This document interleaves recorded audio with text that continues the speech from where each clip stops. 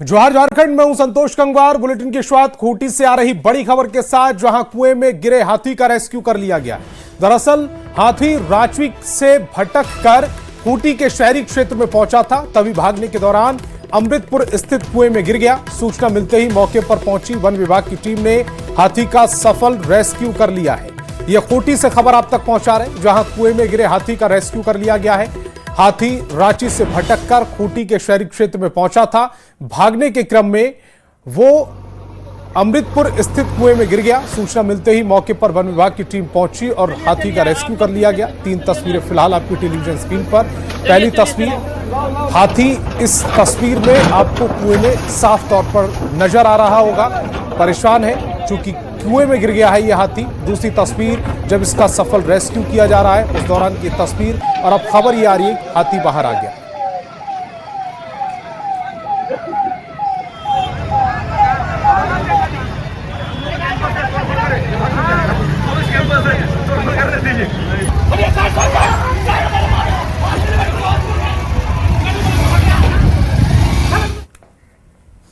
रांची से बड़ी खबर है। रातू क्षेत्र में जंगली हाथी की दस्तक। पाली गांव में हाथी ने उत्पात मचाया है। सुबोध खलखो नामक व्यक्ति को कुचला है। मौके पर ही व्यक्ति की मौत हो गई। घटना से गांव में दहशत का माहौल है। सूचना पर पहुंची पुलिस और वन विभाग की टीम।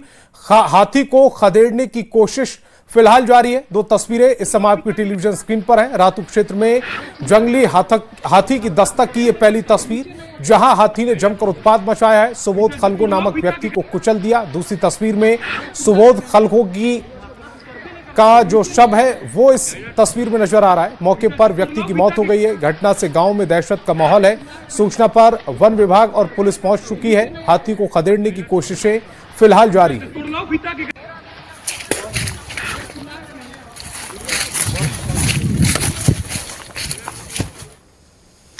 हजारीबाग, रामगढ़ और बोकारो के सीमावर्ती इलाकों में जंगली हाथियों का आतंक लगातार बढ़ता जा रहा है। हाथियों का झुंड फसलों को नुकसान पहुंचाने के साथ साथ ग्रामीणों के लिए भी खतरा बनता जा रहा है। बढ़ती घटनाओं को देखते हुए झारखंड वन विभाग ने हमार हाथी 2.0 मोबाइल एंड्रॉइड ऐप लॉन्च किया है। हजारीबाग पूर्वी वन प्रमंडल के डीएफओ ने बताया कि ये ऐप हाथियों की रियल टाइम लोकेशन के आधार पर 20 किलोमीटर दायरे में मैसेज और कॉल अलर्ट भेजता है। अब तक करीब 70,000 लोग इसे डाउनलोड कर चुके हैं। विभाग ने अधिक से अधिक लोगों से ऐप इंस्टॉल कर सतर्क रहने की अपील की है। जंगल की ओर शौच के लिए या अन्य किसी भी प्रयोजन के लिए ना जाएं, क्योंकि हाथियों का झुंड। वन विभाग हाथियों की सूचनाओं का प्रसारण करने के उद्देश्य से हमार हाथी ऐप का इस्तेमाल कर रही है, जो हमारा अनुरोध है और कई बार हम लोगों ने अनुरोध किया है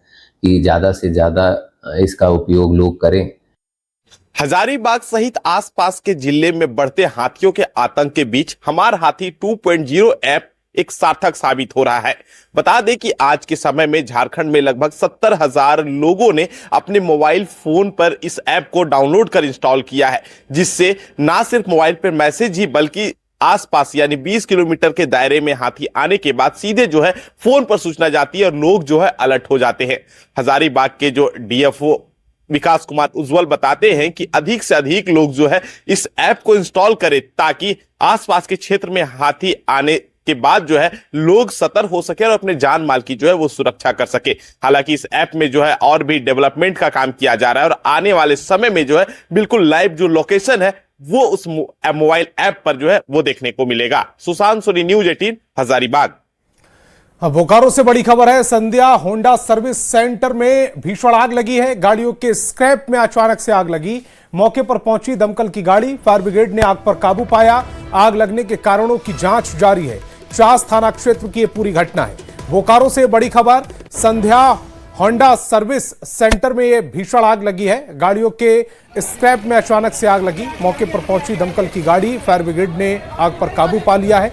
आग लगने के कारणों की जांच जारी है। चास थाना क्षेत्र की ये तस्वीरें इस समय आपकी टेलीविजन स्क्रीन पर। मामला कुछ नहीं, थोड़ा सा आग लग गया था। अभी पता नहीं चला है कि आग कैसे लगा है। ये भी अभी हम लोग चेक करेंगे कि आग कैसे लगा है। क्षति अभी आकलन कर पाना मुश्किल है, लेकिन ऐसा कुछ भी क्षति नहीं हुआ, मामूली क्षति हुआ है, क्योंकि एक्सीडेंटल का ऑलरेडी 2 गाड़ी आया हुआ था, जो ऑलरेडी जला हुआ ही गाड़ी था। तो हम लोग तुरंत इमीडिएटली वहाँ से सूचना मिलते ही हम लोग गाड़ी लेके महावीर चौक के पास थोड़ा जाम था, वहाँ 2-3 मिनट 5 मिनट जो भी समय लगा वहीं लगा। गाड़ी लेके हम लोग आए तो देखे आग लगी हुई है, तो हम लोग फायर फाइटिंग। और धनबाद से बड़ी खबर है, कचरे के ढेर में भीषण आग लग गई। घटना के बाद अफरा तफरी का माहौल है। सूचना मिलते ही दमकल की टीम पहुंची। दमकल टीम ने आग पर काबू पा लिया है। असामाजिक तत्वों की लापरवाही से आग लगने की आशंका जाहिर की जा रही है। धनबाद के बरमसिया पुल के पास की यह पूरी घटना है। धनबाद से बड़ी खबर, कचरे के ढेर में भीषण आग लगी है। घटना के बाद अफरा तफरी का माहौल है। सूचना मिलते ही दमकल की टीम पहुंची। दमकल की टीम ने आग पर काबू पाया। असामाजिक तत्वों ने लापरवाही से ये आग लगने की आशंका जाहिर की जा रही है। धनबाद के बरमसिया पुल के पास की घटना, धुएं का गुब्बार इन तस्वीरों में साफ तौर पर देखा जा रहा है। बताया जा रहा है कि असामाजिक तत्वों की वजह से आग लगी है। फिलहाल आग पर काबू पा लिया गया है, लेकिन आग कितनी विकराल हो सकती थी, कितनी नुकसानदेह हो सकती थी, उसका अंदाजा इन तस्वीरों से लगाया जा सकता है। घंटा पहले हमको खबर मिली, आधा घंटा पहले हमको सूचना मिली कि बरमसिया पुल के बगल में एक कचरा गोदाम है, यहाँ पे आग लगी है। मैं आनंद फानंद में दौड़कर यहाँ आया तो देखा आग की लपटें इतनी तेज थी कि कम से कम 20 फीट ऊपर तक आग जा रही थी। ये भगवान का शुक्र है कि हवा जो था वो जंगल की दिशा में था, जिसके कारण क्षति कम पहुंची है। अगर उल्टी दिशा में रहती तो कई घरें जल जाती। यहाँ पे आप देख रहे हैं मवेशी है, वो मवेशियां जल जाते हैं। बगल में रेलवे ट्रैक है, बहुत बड़ा नुकसान होता। लेकिन ये प्रभु की दया है कि हवा का रूप थोड़ा अलग था। हाँ, हम लोग को आग लगने का सूचना मिला कि बरमसिया पुल के पास कचरा में आग लगा हुआ है। तो हम लोग फौरन वहाँ घटनास्थल के लिए रवाना हुए। आते ही काम चालू किए और पूर्ण रूप से आग को काबू कर ली, बुझ गया आग। मतलब कुछ पेड़ों में भी आग लगी है आग की वजह से? हाँ, वो हल्का फल्का तो उठा तल्लाया था, वो पेड़ में तो धरना बाजी बात है। और खबर राजधानी रांची से, जहां जमीन के खेल में अपराधियों की एंट्री ने पुलिस को परेशानी बढ़ा दी है। जमीन विवाद को लेकर विधानसभा थाना क्षेत्र में हुई मारपीट के मामले का पुलिस ने खुलासा कर दिया। जानकारी के मुताबिक हत्या का आरोपी अपने सहयोगियों के साथ जमीन कब्जे में जुटा हुआ था, इसी कारण मारपीट हुई। इस दौरान हथियार लहराए गए, मारपीट में कई लोग घायल हो गए। पुलिस ने कार्रवाई करते हुए 12 आरोपियों को गिरफ्तार कर लिया। हालांकि मामले में 30 नामजद और 15 अज्ञात के खिलाफ केस दर्ज है, जिनकी तलाश की जा रही है। लोग जेल जा, ये छोटू खलको पहले भी जेल जा चुके हैं और इसमें से कुछ लोग जो हैं उनका भी कुछ लोगों का आपराधिक इतिहास रहा है। और जो बाकी जो इनके ऊपर जो विधिवत कार्रवाई है वो पुलिस के द्वारा की जाए। डायरेक्शंस और जो पॉलिसी है उसके अकॉर्डिंग जो रेगुलर जो ये काम करते हैं ज़मीन का, मतलब ज़मीन का काम ये भी हो सकता है कि वैलिड भी हो, इलीगल दोनों तरीके से होता है। तो जो भी इलीगल तरीके से जो ज़मीन का काम करते हैं उनके अगेंस्ट जो हमारी पॉलिसी है उनको आइडेंटिफाई किया जा रहा है। और आइडेंटिफाई करने के बाद अगर उनके ऊपर मल्टीपल केसेस रजिस्टर्ड होते हैं तो उनके ऊपर पुलिस प्रिवेंटिव एक्शन लेगी।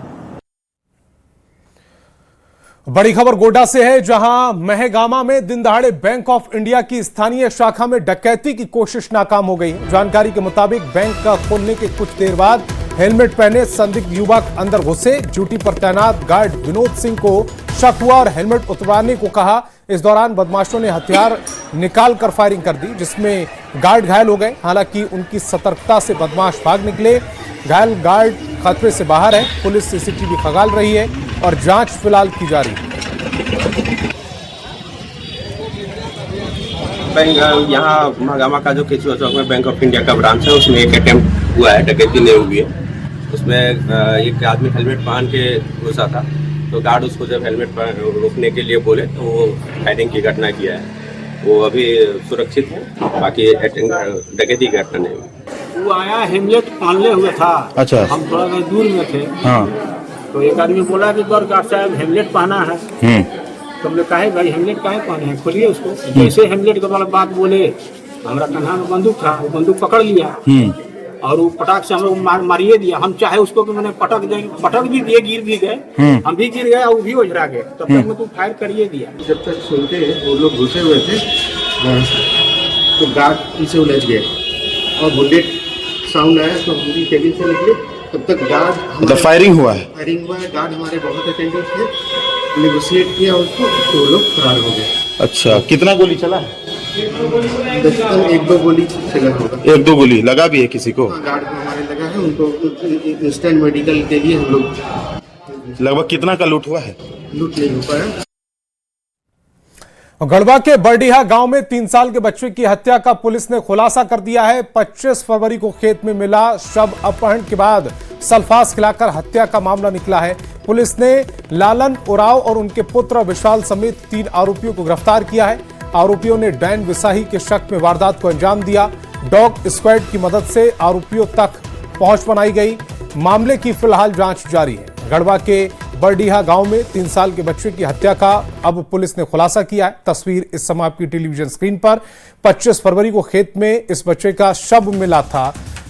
सल्फास खिलाकर हत्या का यह पूरा मामला निकला है। पुलिस ने लालन उराव और उसके पुत्र विशाल समेत 3 आरोपियों को गिरफ्तार किया है। आरोपियों ने डैन विसाही के शक में वारदात को अंजाम दिया। डॉग स्क्वाड की मदद से आरोपियों तक पहुंच बनाई गई। मामले की जांच जारी है। बच्चा जो गुम हुआ था, इसका सूचना जो है थाना में 24 तारीख को दिया गया था। इस संदर्भ में थाना में एक बच्चे की गुमशुदगी के संबंध में केस दायर किया गया था। उसके बाद 25 तारीख को सुबह में जो है उसका डेड बॉडी जो है घर से 500 मीटर की दूरी पर खेत में पाया गया, जहां पर कि एक बोरा भी था। बोरा में ऐसा लग रहा था जैसे बोरा में ला करके उसको फेंका गया है। उसके बाद हम लोग के अनुसंधान में पाया गया कि एक व्यक्ति जो कि इसके घर से थोड़ा सा 2-3 घर छोड़ करके रहता है, उसकी पत्नी जो है वो जनवरी में उसकी मृत्यु हो गई थी। उन लोगों को ये शक था कि डैन भूत जो है, इसकी जो दादी है, जो बच्चा को मारा गया है, उस बच्चे की दादी जो है वो उसकी पत्नी को डैन भूत कर दी है और उसी की वजह से उसकी मृत्यु हो गई है। और इस कारण से इन लोगों ने जो है बच्चा को जो है वो जहर खिला करके, सल्फास जहर खिला करके उसको मार दिया और मार करके उसको खेत में फेंक दिया। अगली खबर गुमला से, जहां बिशुनपुर प्रखंड के नरमा गांव के उमेश सिंह के बेंगलुरु से लापता होने का मामला सामने आया। परिजनों के अनुसार वो काम के सिलसिले में कर्नाटक गए थे और 23 फरवरी को बेंगलुरु रेलवे स्टेशन से घर लौटने निकले। 24 फरवरी को फोन पर उन्होंने लूटपाट की जानकारी दी। उसके बाद से उनका मोबाइल बंद है। अनहोनी की आशंका से परिवार परेशान है। परिजन सरकार से युवक की खोजबीन की गुहार लगा रहे हैं। और 7 तारीख को बेंगलोर क्या बोलते हैं गोदरेज कंपनी में कमाने के लिए निकले, गए, फिर वहां पहुंचे, 2-3 दिन काम किए। काम करने के बाद उनका दिमागी संतुलन थोड़ा सा गड़बड़ा गया। वो 23 तारीख को हरवली स्टेशन आए और वहां से 23 तारीख को हम लोगों से बात हुआ। 24 तारीख को लास्ट बात हुआ। मेरा भतीजा को फोन किए, बोले कि मनीष हमको 500 रुपया दो। सो मेरा साथ लूट मार हुआ, मेरा पैसा को लूट लिया। मेरा पास पैसा नहीं है। मेरा पत्नी बोल रही है कि घर नहीं आओ और मेरी माँ बोल रही है आओ, कह के बात हुआ। उसके बाद हम लोग से कोई संपर्क नहीं हुआ। इनका जो बच्चा है वो उमेश, वो बेंगलोर कमाने गया था और वहां से लौट रहा था, लेकिन स्टेशन आने के बाद उनसे फिर कोई संपर्क नहीं हुई और वो जो है अभी तक गुमला अपना घर पहुंच भी नहीं पाया है। आज 4-5 दिन से लापता है। और झारखंड में औद्योगिक विकास और बड़े निवेश की संभावनाओं के बीच सीएम हेमंत सोरेन और टाटा समूह के सीईओ टीवी नरेंद्रन और चेयरमैन एन चंद्रशेखरन की मुलाकात हुई। सभी ने एक साथ प्रेस कॉन्फ्रेंस की। इस दौरान एन चंद्रशेखरन ने कहा कि काफी प्रदेश के विकास के लिए स्किल डेवलपमेंट के भी कार्य कर रहे हैं। तो झारखंड में औद्योगिक विकास और बड़े निवेश की संभावनाओं के बीच सीएम हेमंत सोरेन और टाटा समूह के सीईओ टी.वी. नरेंद्रन और चेयरमैन एन चंद्रशेखरन की मुलाकात हुई है। सभी ने एक साथ प्रेस कॉन्फ्रेंस की है। इस दौरान एन चंद्रशेखरन ने कहा कि प्रदेश के विकास के लिए स्किल डेवलपमेंट के काम भी किए जा रहे हैं।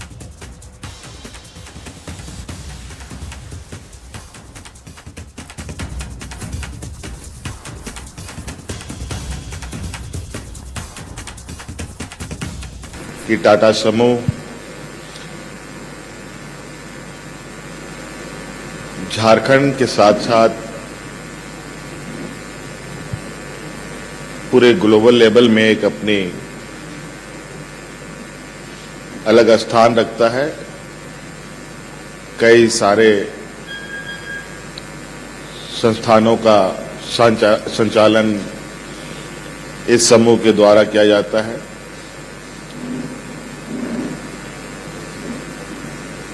इस बाबत आप लोग के कई सवाल होंगे, लेकिन चूंकि हम लोग जानते हैं कि टाटा समूह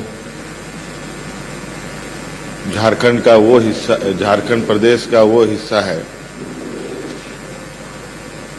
जहां से इस समूह ने अपनी सफर की शुरुआत की और वो सफर निरंतर अभी आगे बढ़ रहा है। उम्मीद नहीं, पूरा विश्वास भी करते हैं कि टाटा समूह का ये सफर अनवरत और मजबूती के साथ आगे बढ़े। स्टील का प्रोसेस फास्टर होगा और कार्बन एमिशन कम रहेगा। सो ये technology Tata steel has pioneered and developed it, and उसका इन्वेस्टमेंट, पहला इन्वेस्टमेंट इधर जमशेदपुर में होगा। बहुत इंपॉर्टेंट प्रोजेक्ट है। टाटा स्टील का फुटप्रिंट पूरा दुनिया में इंपॉर्टेंट है और बाकी सब स्टील कंपनियों के लिए भी ये टेक्नोलॉजी से फायदा मिलेगा। Not only in India but also outside भी है, उसमें R&D भी है। So these two are very important projects. Ranchi के चोटिया में प्राचीन परंपरा के तहत देश भर से एक दिन पहले होलिका दहन संपन्न हुआ। प्राचीन श्री राम मंदिर फागडोल जतरा मेला समिति की ओर से आयोजित कार्यक्रम में पाहन ने अरंडी के डाल काटकर विधि विधान से होलिका दहन किया। मान्यता है कि इस परंपरा की शुरुआत 1685 ईस्वी में नागवंशी राजा ने की थी। कभी 800 वर्षों तक राजधानी रहे चोटिया में यह परंपरा आज भी निभाई जाती है। ये सरना और सनातन संस्कृति का समन्वय दिखाता है।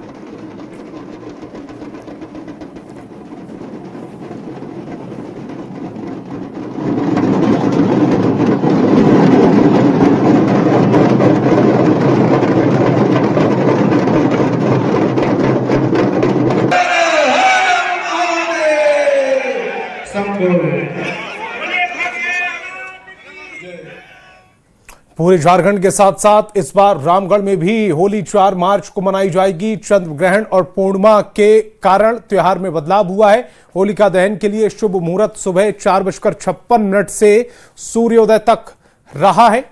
कोयलांचल में होलिका दहन की तैयारियां पूरी कर ली गई हैं। युवाओं की टोली लकड़ियां इकट्ठा कर रही है। स्थानीय लोगों के अनुसार पिछले 7 दशकों से सामूहिक रूप से लकड़ियां इकट्ठा कर होलिका दहन किया जाता है। लोग इस दिन का पूरे साल इंतजार करते हैं। रामगढ़ कोयलांचल में होली की तैयारियां शुरू हो गई है और इस वक्त मैं मौजूद हूँ भुरकुंडा के ठेकेदारी कंपाउंड के पास। देख सकते हैं होलिका दहन को लेकर लकड़ी जमा हो गया है, लेकिन इस बार होली और होलिका दहन की तिथि को लेकर थोड़ा संशय है। इसी संशय को दूर करने के लिए हम यहाँ पर आए हुए हैं। यहाँ पर आपका क्या नाम है? अनिल मिश्रा। होलिका दहन का शुभ मुहूर्त का क्या है बताइए? 4:56 के बाद, 4:56 तक भद्रा रह रहा है। हाँ, सुबह में, इसलिए 4:56 के बाद भद्रांत होलिका का दहन होगा, जो कि सूर्योदय से पहले जो है कि हो जाना चाहिए। अच्छा, और होली कब है? और होली जो है पर्व कारण की 4 मार्च को 3 तारीख को ग्रहण भी लग रहा है, चंद्र ग्रहण भी है और पूर्णिमा भी है।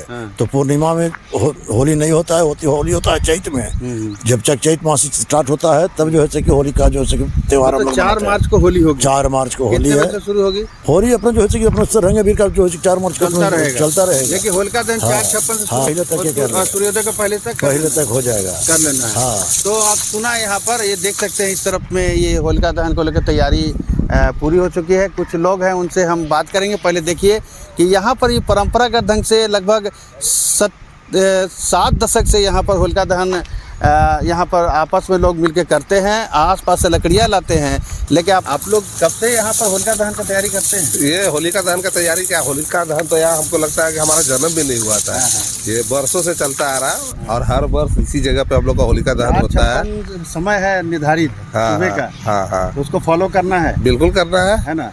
तो आप देख सकते हैं यहाँ पर लकड़ियाँ तैयार हैं। होलिका दहन के बाद जो है 4 मार्च को रंगों का त्यौहार होली खेला जाएगा और यहाँ पर 7 दशक से इसी तरह से होलिका दहन यहाँ पर मनाने की यहाँ पर परंपरा रही है, जो अब की पीढ़ी जो है उसको निर्वहन कर रही है। जावेद खान, न्यूज़ 18 रामगढ़।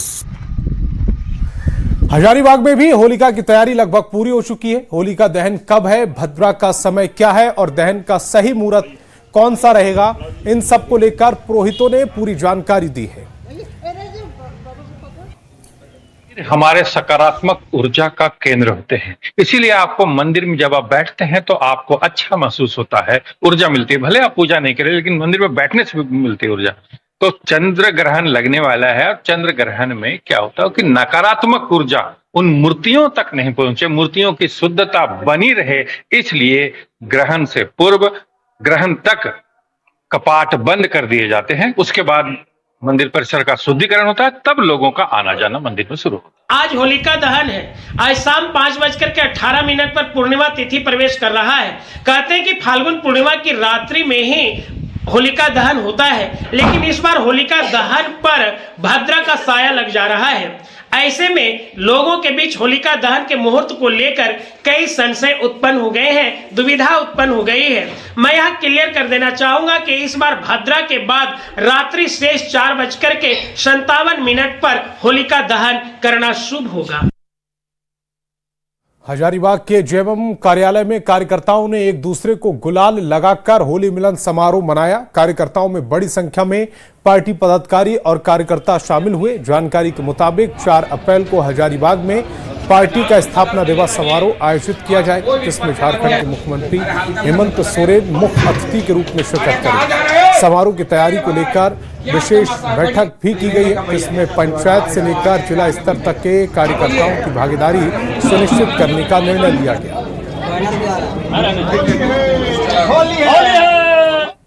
होली का दिन, आज होली के रंगोत्सव में हम सभी एकत्रित हुए हैं पार्टी कार्यालय में। और जैसा कि हमारे आदरणीय अध्यक्ष ने अभी बताया कि 4 अप्रैल को जो पार्टी की स्थापना दिवस की तैयारी को लेकर के भी सभी प्रखंड अध्यक्ष, सचिवों, जो भी केंद्रीय सदस्य और जो भी केंद्रीय स्तर के हमारे साथी हैं, सभी को ये अध्यक्ष के द्वारा निर्देशित किया गया है। सभी अपने अपने प्रखंडों में ज्यादा से ज्यादा लोगों को उस कार्यक्रम में लाने का भागीदारी सुनिश्चित करेंगे। झारखंड मुक्ति मोर्चा का मिलन समारोह कार्यक्रम किया गया, जिसमें 4 अप्रैल को यहाँ पे स्थापना दिवस के रूप में मनाया जा रहा है, जिसमें सीएम यहाँ पे आ रहे हैं, खासकर अपने क्षेत्र के विकास के लिए मीटिंग रखी गई है। और 4 अप्रैल के मुख्य तैयारी है और होलिका दहन है कल 12 बजे रात के, आज 12 बजे रात के बाद। तो उसी में सभी कार्यकर्ताओं को बुलाया गया है और उसको ताश एक हम लोग आज के बाद तैयारी शुरू कर देंगे होली के बिहान। और इस बार का जो स्थापना दिवस होगा हजारीबाग का ऐतिहासिक होगा। और वक्त एक छोटे से ब्रेक का।